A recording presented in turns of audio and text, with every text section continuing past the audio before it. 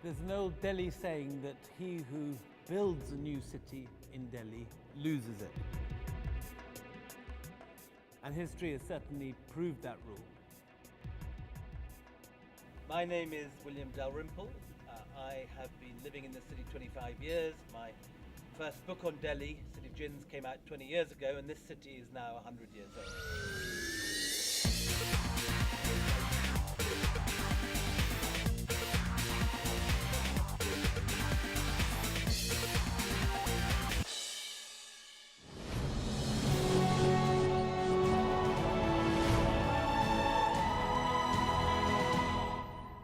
New Delhi was built for two reasons.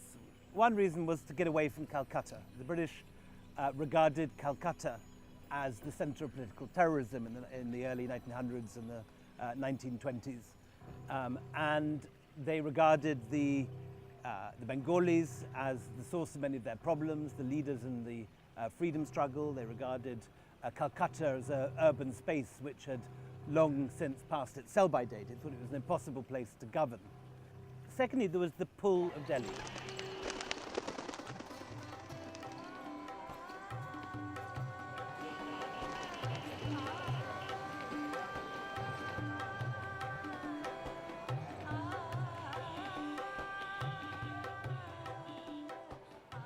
After 1857, the British had tried to cut all the Mughal associations from Delhi.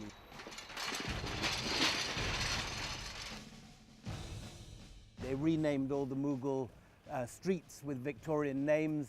Roshanara Bagh, originally named after Shah Jahan's daughter, became instead Queen Victoria Gardens, and so on. And so you have the British after 1857 trying to get rid of all the Mughal associations. But by about 1870, with the first Delhi Darbar, they begin to appropriate Mughal courtly manners and Mughal forms of Darbar.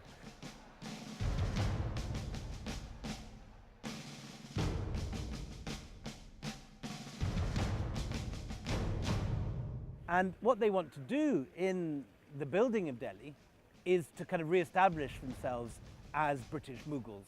They want to inherit the imperial tradition of Delhi.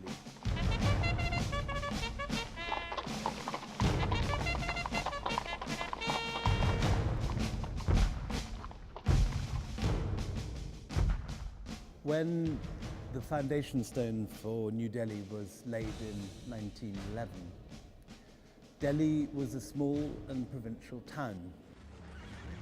But in 1857, when Delhi becomes the centre of the largest uprising against colonial rule to take place anywhere in any colonial country at any point in the 19th century, at the end of that rebellion, Delhi was left completely empty.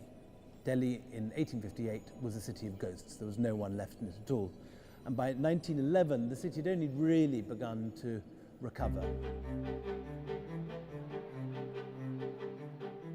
And so by getting away from Calcutta and by relocating power to the old Mughal centre, they wanted to make a new start. And there was also this was the period of the 1900s when the British were at their most self-confident. The British Empire seemed to be at its strongest. It was the empire which the sun never set on, as far as they were concerned. And you get a lot of kind of vaguely racist stuff in the letters when they're discussing the building of New Delhi. Lord Hardinge writes, "We must let the Indians see for the first time the power of Western civilization."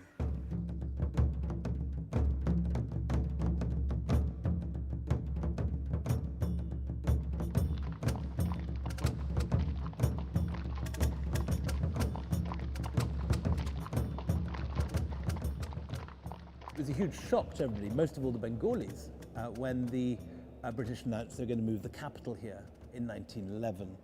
And there were huge agitations in Bengal, there was a lot of resistance.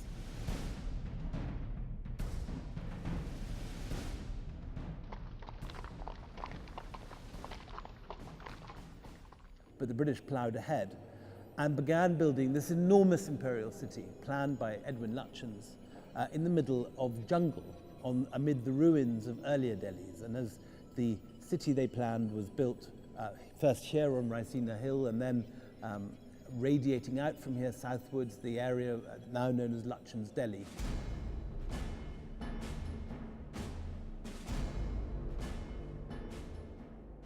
The British were re-inhabiting an area that was really just ruins and farmland and jungle. I have talked to people now dead, but who in the 1980s and 1990s could remember their childhood in the 1920s when areas like Hauskas and Puranakila were in the middle of open countryside. And you could sit on the top of Puranakila and look out within living memory and see herds of blue bull and black buck charging over the plains. People used to go cheetah hunting.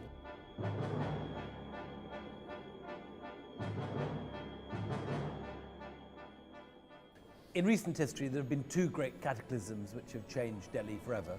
The first is 1857, the great uprising, when Delhi becomes the centre of resistance against the British. When the British finally crush that uprising in September 1857, Delhi is left completely empty. It is left a ghost town. There is no one left within the old city of Delhi. Everyone is thrown out into the jungles and into the tombs and the gardens lying around the suburbs. Delhi, more than any other city I know, is a city that has had a history of catastrophes. Successive cataclysms have marked its long succession of centuries.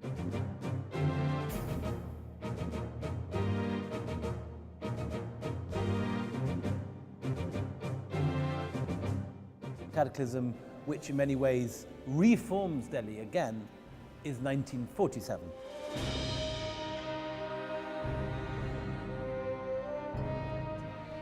1947 is the year when India wins independence, but it's also, of course, the year of partition.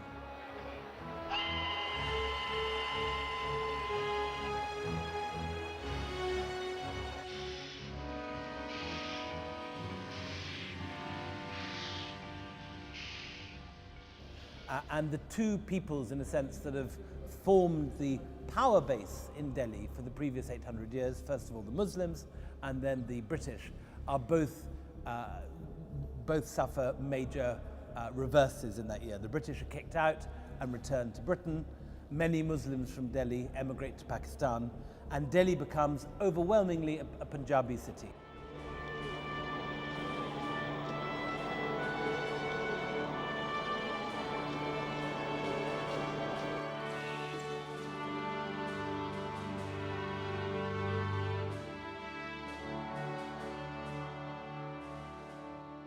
In 1947, all the Hindus and Sikhs kicked out of Lahore and the Punjab at the creation of Pakistan in 47 end up, most of them in Delhi, in tent cities on the ridge, in Puranakila, in refugee camps, all around the city. And it's those people who arrive in 47 from Pakistan who form the core of the New Delhi, the Delhi of independent India.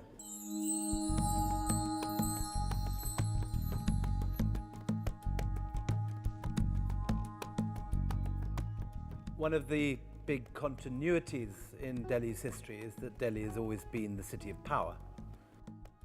Delhi has been the place where you go to get things done, where you go to fix things. This was certainly the case when I first turned up in 1984 in if you like, early independent India. Delhi was above all about contracts, about license raj, about going to babus and getting licenses to do things. And I think that's one of the continuities, though Delhi has changed out of all recognition.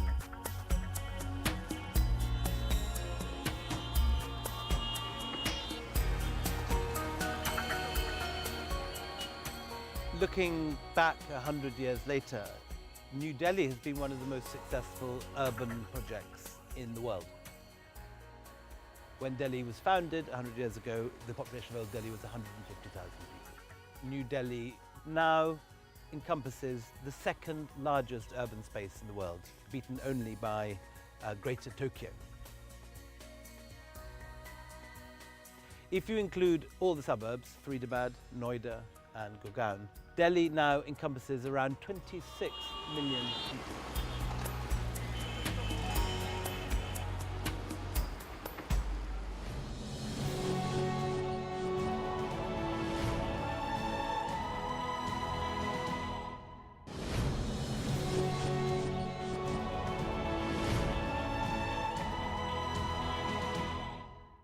Delhi was founded 100 years ago in 1911. At the time, many people regarded it as a white elephant. Curzon, for example, prophesied from the imperial side that this was a completely wasteful and unnecessary extravagance. The leaders of the freedom movement, like Mahatma Gandhi and Nehru, said the same.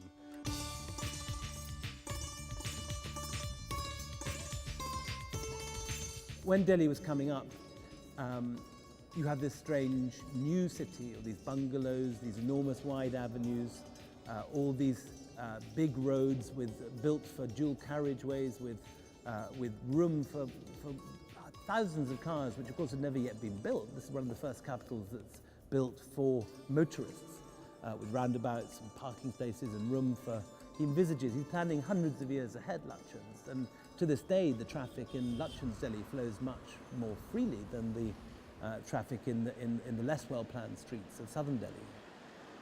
For all that this city, in terms of its spirit, was unquestionably a colonial project with ideas of imperial governance. This was meant to show off the power of the British Empire to Indians. All those ideas are impregnated in the imperial scheme.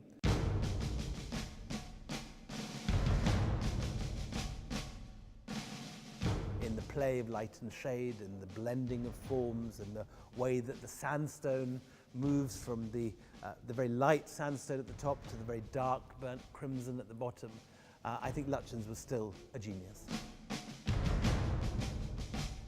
But there's also another side, which is his very stubborn and tenacious side. He fights political battles very stubbornly and usually wins them. So when he wants to build Delhi, he gets it done in his style. When Lord Hardinge tells him to build an Indo-Saracenic sort of mock Gothic city, he simply lobbies and lobbies and lobbies until he's allowed to build what he wants. But one battle he loses is the famous Battle of the Gradient down here.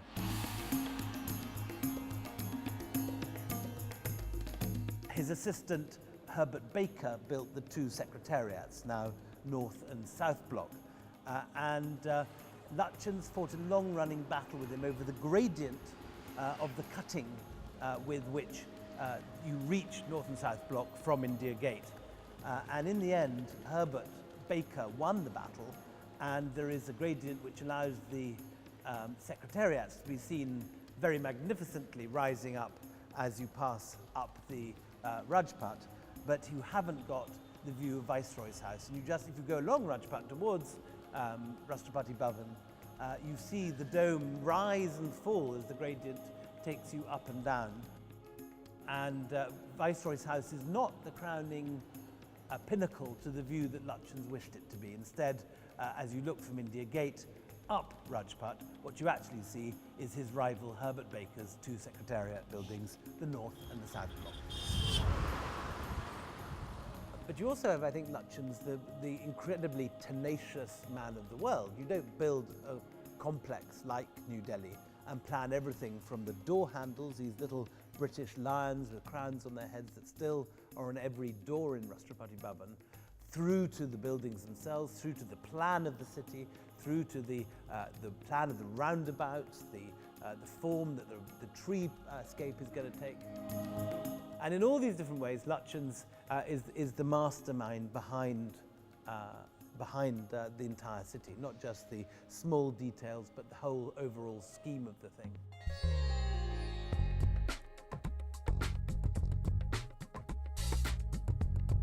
Aesthetically, to me, it's one of the most beautiful architectural ensembles that I know of. I can't think of any other capital that is as beautiful as this.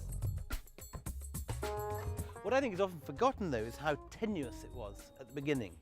Even after the official buildings on Raisina Hill, Rashtrapati Bhavan, the North and South Block and so on, were completed, they remained as sort of isolated white elephants out in the jungle. They looked like the Mughal mausoleums around them.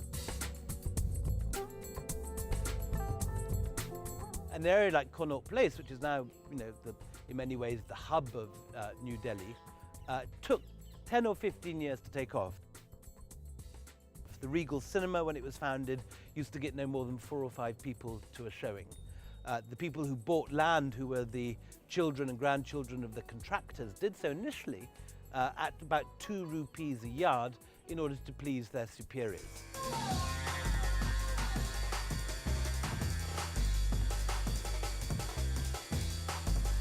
So you have this new city coming up, planned by Lutyens. Washington has only been built at the beginning of the 20th century. You have that model as how to build a new capital city. The British have also been building a new capital for Australia in Canberra. And so what they do in Delhi is another version of that.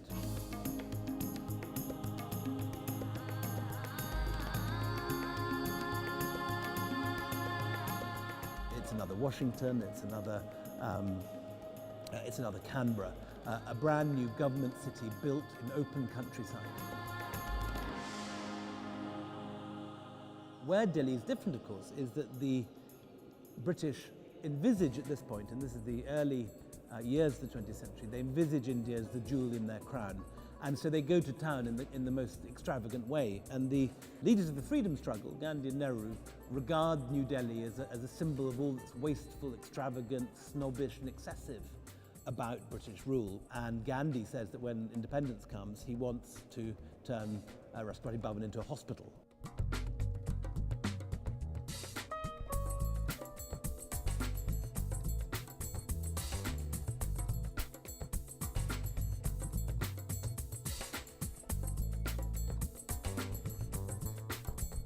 Viceroy's House in New Delhi doesn't open for business until 1931. And so the British, who imagine this is going to be their eternal capital, they can see the empire as something that's going to last for hundreds of years when they're planning this, in fact, only get 16 years in this city. The period between the 1960s and 1980s was a period of rapid decolonization, the period of Indira Gandhi's control of New Delhi saw, for example, the beginning of the changing of all the names from, say, Curzon Road to Kasturba Gandhi Marg. You saw the George V Memorial statue in Prince's Place taken away. There were various plans to replace it with an image of Mahatma Gandhi, but Bapu looked so unhappy beneath that great chhatri that they eventually just left it empty. When I first came here as recently as 1984, Delhi was a small Punjabi city. It was a Sarkari city, the centre of government, and the transformation that we've seen since the economic reforms of the last 15 years have changed the city beyond all imagining.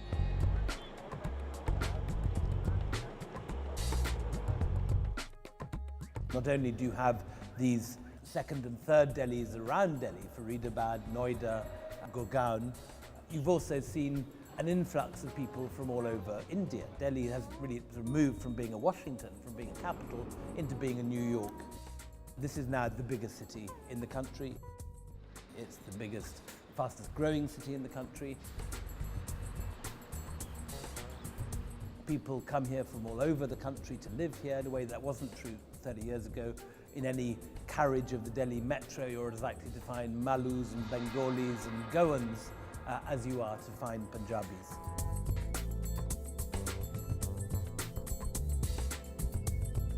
There's all sorts of new industries growing. Some industries revolving around land, around media, around publishing. No longer is Delhi just a city of babus and people looking for licenses. The Sarkari city that I knew when I first came here in 1984. When Delhi was refounded, when the capital was moved back here 100 years ago from now in 1911, Delhi was a tiny provincial town, and the buildings of the capital city, which Lutyens erected, were strange whales lost in the sea of black buck and ruins around Raisina Hill. They were lone monuments built in a wasteland. No one actually believed the city would ever take off. They thought it would be like Canberra, a capital city that never became a real city. No one could possibly guess that Delhi would grow to be the largest city of India, with 3 satellite cities, Noida, Gurgaon and Faridabad, each as large as Delhi originally was when the new city was built in 1911. Delhi always returns to power. Occasionally the capital moves elsewhere, occasionally the city is destroyed. In millennia after millennia, the city has gone through ups and downs, but power returns here and it remains eternally the capital of India.